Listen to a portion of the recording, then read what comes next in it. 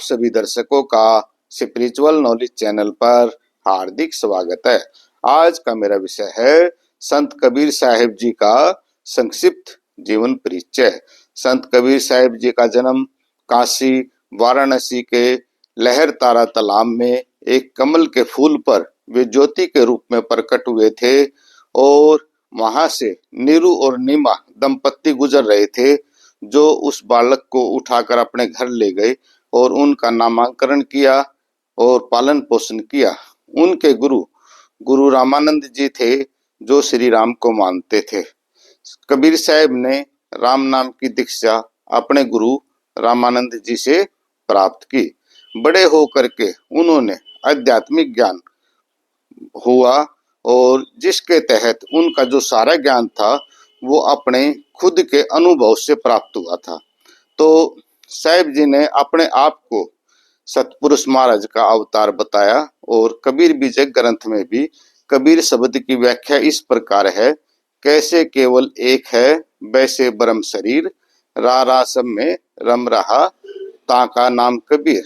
तो कबीर साहब ने उस समय जो धर्म के नाम पर आडंबर हो रहे थे, मूर्ति पूजा थी या जातिवाद, इन बातों का काफी विरोध किया।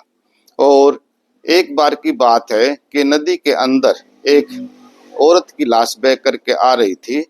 कबीर साहब ने उनको जिंदा कर दिया तो वो उनकी पत्नी लोई कहलाई।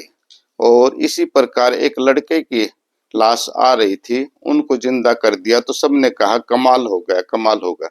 और जो लड़का था वो भी कबीर साहब से कहने लगा कि आज से मैं आपका पुत्र हूँ। तो कमाल नाम का जो लड़का था वो कबीर साहब का पुत्र कहलाया। इसी प्रकार शेख तकी की लड़की काफी समय पहले मर चुकी थी, तो शेख तकी ने शर्त लगाई साहिब जी से कि मेरी लड़की को आप जिंदा करके दिखाओ। तो साहिब जी ने उस लड़की को जिंदा किया तो सबने कहा कि भाई ये भी कमाल हो गया। तो उस लड़की का नाम कमाली कहलाया। इस प्रकार संत कबीर साहब का परिवार बना। पत्नी का नाम लोई और पुत्र का नाम कमाल और पुत्री का नाम कमाली। तो साहिब जी ने बहुत सारी रचनाएं लिखी, इनमें साखी, शबद, रमैनी प्रमुख हैं और उनकी भाषा सदुकड़ी या खिचड़ी थी। और इनका प्रमुख ग्रंथ है बीजक। बीजक का अर्थ होता है तिजोरी, जिसके अंदर एक ऐसा ज्ञान है जो डायरेक्ट परमात्मा से या सतपुरुष महाराज से व्यक्ति मिल सकता है। इस ज्ञान को काल निरंजन ने सभी जीवों से छुपा करके रखा था। तो साहिब जी ने उस निर्गुण धारा भक्ति का प्रचार किया। कबीर चौरा नामक स्थान पर वो बैठ जाते थे, रोज सत्संग करते थे। उनके अनुयायी उनके प्रवचनों को आपने लिख लेते थे और वही जो थे उनके वाणी, शब्द, साखी या कबीर विजय ग्रंथ जो था उनके अनुयायियों या शिष्यों के द्वारा लिखा गया। भाई एक विश्वास, अंधविश्वास था कि मगर के अंदर अगर कोई भी व्यक्ति मरता है तो वो नरक में जाता है।